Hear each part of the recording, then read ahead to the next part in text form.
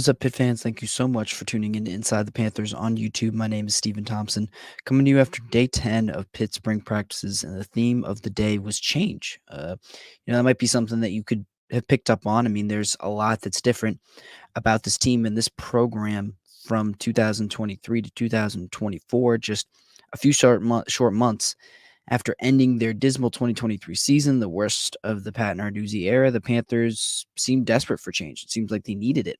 And as we get into spring ball, as we get two-thirds of the way through spring ball, 10 practices out of 15 total allowed, it does seem like the Panthers are embracing that in a couple of different ways. I mean, there's the obvious. There's the new offensive coordinator. There are all the new coaches, position coaches, and there's some new faces as well. But I want to dive into a little bit more of what really makes this team different, and how they're embracing this change and how the change has manifested itself on the field, at least so far. And I want to kind of start with the running backs. It's not something we've necessarily talked about or I've talked about a whole lot. I mean, a lot of the discussion around Pitt's new offense is centered on not only Cade Bell, but what he's done with the quarterbacks. And we've drifted into tangents on the receivers and the tight ends at certain points. But, we've kind of overlooked the running backs. I think we've heard a lot about how often this team is going to throw the ball. And that can kind of lead you to say, all right, well, what are the running backs going to do for us this year? And the question, I think they answer that quite a bit.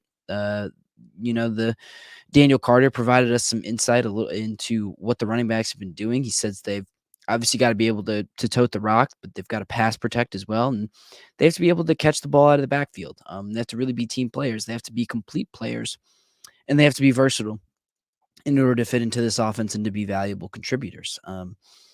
It's interesting though because those will be roles that I don't think many of these running backs have had to play in before. They've had to fill before. I mean, you can look at Des Reed, the transfer from Western Carolina, who's caught 42 passes over the past 2 seasons at Western Carolina. Had a lot of success there, catching balls out of the backfield in Cade Bell's system. But Rodney Hammond has just 22 receptions over his 3-year career at Pitt. Daniel Carter has just 9. The other kind of top guys that we're hearing about in that room, Montravius Lloyd, hasn't played a down of college football yet. Neither has Juelz Goff. And Derek Davis Jr., who we've heard good things about too. I mean, he's only played one collegiate game as a running back. I mean, those guys barely even have the rushing basics down, and now they're being asked to kind of take on a different role and a new role as a pass catcher as well. I think they're going to be split out a little bit. They're not just going to be coming out of the backfield. They're going to be used kind of all over the field. So it'll be different for them. It's a big change, especially for guys like Hammond and Daniel Carter, who, have been asked to, when they touch the ball, mostly just take handoffs. They're not huge pass catchers. I mean, I know Hammond has been dangerous as a pass catcher before. Carter has proved pretty valuable as a pass catcher and pretty steady as a pass catcher as well, but there's just not a ton of volume there. And I think that's what these guys have probably been working on more than anything else, in addition to getting the basics of the offense together, is just figuring out how to become receivers. It's a completely different, not a completely different, but it's a very different skill set than just kind of taking handoffs out of the backfield. It's just simply different. It's a different way to see the game. It's a different way to see the offense, and it's going to take a lot, I think, to a minute to get these guys up to speed and get them real comfortable being not just runners but pass catchers as well. Because part of the concept, part of the whole sell on Cade Bell's system is spreading guys out and getting guys into space. It's not power running like Hammond has been really used to. And now that these guys are kind of stepping up, there's seems to be some depth, some quality depth at running back, but it's all about getting that quality depth up to speed. Because the other thing is, I mean, I trust Rodney Hammond as a versatile back. I've seen him catch the ball in the backfield and be productive with the ball in his hands. I think they're going to need more than Rodney Hammond, though. When we talked about the receivers, we heard that they could go as many as 6 deep, and that the Panthers could, because of the pace, be using a ton of guys in this offense and using them quite a bit. I have to imagine that same thing's going to be true with the running backs because of the pace, because of how they are going to play, because they're going to have these guys running all over the field, ideally. I think they're going to have to reach into that group of Davis, Lloyd, Reed, Juelz Goff. But these guys just need to get up to speed as pass catchers. They need to be what this offense demands. This offense isn't exactly tailored to their needs. It's tailored to, okay, how do we get this collective unit moving? These guys are going to have to catch up a little bit because they are, incumbents. The vast majority of them, they weren't recruited to fit into a Cade Bell system. They recruited to fit into a Mark Whipple or a Frank Signetti system, and now they've got to adapt, and they've got to become different, and they've got to change. More changes coming on the defensive line. I'd argue this is one of the positions that's gone through the most change, to be quite honest. You think about the new position coach, Tim Doust is in there. You've got new leaders in, Dayon Hayes, kind of the older veteran guy in that room. You've got, new guys who are transferring in, and Nate Matlick and Nick James, guys who are really making some noise. David Ojiegbe as well. And I'm sure I'm missing someone, but you've got new guys who are stepping up into starting roles. I mean, Nakai Johnson is one of those guys. Matlick as well. Nick James and Sean Fitzsimmons could be another name there as well. They really like what Sean Fitzsimmons is doing so far. And then you've got new positions too. I mean, Bam Brema and Nakai Johnson stepping into the inside after playing defensive end for so long. But with so much that's new, so much that's different, what's it all kind of add up to? I think is the big question. And at least according to Pat Narduzzi and Dayon Hayes, a lot of good things.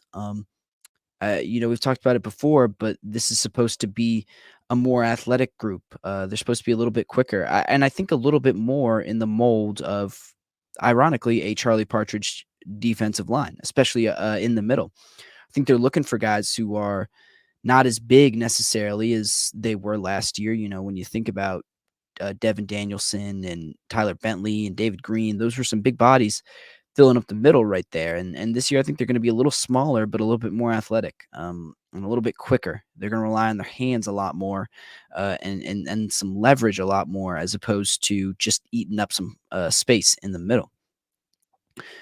But I think for Narduzzi, he has told us that he's seen some good results because of that change. And they need these kinds of changes because they were pretty disappointing last year. And like I said, last year was really a departure from, the Charlie Partridge defenses that relied on, quick hands and athleticism and leverage and being in the right spots and being disruptive and being aggressive. They got away from that. They used some personnel that was a little bit bigger, and it didn't really play to their strengths. They didn't get a ton of sacks. They weren't very stout against the run. The results weren't great, and so this is kind of a change, but it's back to the future a little bit. It's, getting back to your roots and getting back to what made you really good so that you can get better moving forward. And you're doing this all kind of under the tutelage of a new defensive line coach who still kind of, embodies some of those philosophies of, let's be just really disruptive. Let's fit into the system that Narduzzi has laid out, and let's improve upon it with who we've got now. So more changes there. And another, I'll close this on a small change. There is a small change coming to the spring game, which is a reversal from a change that they made last year. The Panthers will no longer be doing an offense versus defense scrimmage. They will split up. They will split the roster up into blue and gold teams. Pat Narduzzi revealed to us today the spring game coming in just over 2 weeks, just under 2 weeks, excuse me, will be more like a traditional scrimmage. It'll be a little more fun, I think, than a little more serious business, which I think last year kind of got into. You know, Pat Narduzzi told us that he's going to kind of keep this scrimmage a little vanilla, as he has in the past, at least as he kind of referenced to, definitely some defensive stuff that they might do, but especially the offense. This is going to be broadcast on the ACC network. It's out in front of the public, and Pat Narduzzi's Pat Narduzzi. Is a little paranoid at times, and he doesn't want to give anything away just yet. But I also think, he doesn't want to, you know, I guess lay everything out very plainly right now. I think he knows that this team is a little bit of a work in progress as they try to get some of these different pieces into place. But this change to go back to a more traditional, intra-squad scrimmage, I think is also a kind of acknowledgement that, you know, he's kind of artificially creating some subpar standards for the offense in particular. In scrimmages like this, when you go intra-squad, when you split up the rosters, the offensive lines are split up. Those are units that rely tons on communication. you're splitting up the receivers and the quarterbacks. You're not putting ones on ones anymore. And for the offense, that's much more difficult to overcome, especially when they're using a bunch of timing patterns, when they have to kind of when chemistry is a little bit more important. For the defense, it's a lot of guys playing one on one. It's a lot of guys trying to win their individual matchups. You think about the corners and the safeties, the linebackers on the occasion that they have to cover, but especially like the defensive ends and the defensive tackles, who are just lining up against their individual offensive lineman that's facing them, and they're trying to beat him, trying to get to the quarterback more often than not. So this is not going to create for some very aesthetically pleasing football, especially on the offensive side of the ball. And I think that's by design. I don't think this is being used as, it counts as a practice by NCAA rules. I don't think it's really going to count as an official practice. It's going to, you know, it's going to mean a lot of guys are working on their individual skills, and they're going to get coached up that way. But I don't think you're going to be able to draw many conclusions about the overall state of this team and the overall state of the offense because of these changes that Pat Narduzzi is making. We didn't get a chance to ask him why he decided to make that change. We'll probably ask him a little bit closer to game day, but just telling you, if you were expecting to see big fireworks and you were expecting to see some great insights into what Cade Bell is bringing to the table and what he'll bring come regular season, sorry, you might be a little bit disappointed. But on that note, I'm headed out of here. Thank you all so much for tuning in to another Inside Pitt Practice Report. My name is Stephen Thompson. Make sure to like this video, subscribe to us on YouTube. That's youtube.com/Inside the Panthers, and follow all of our reporting at si.com/college/Pittsburgh. Like I said, appreciate you all tuning in, and I will see you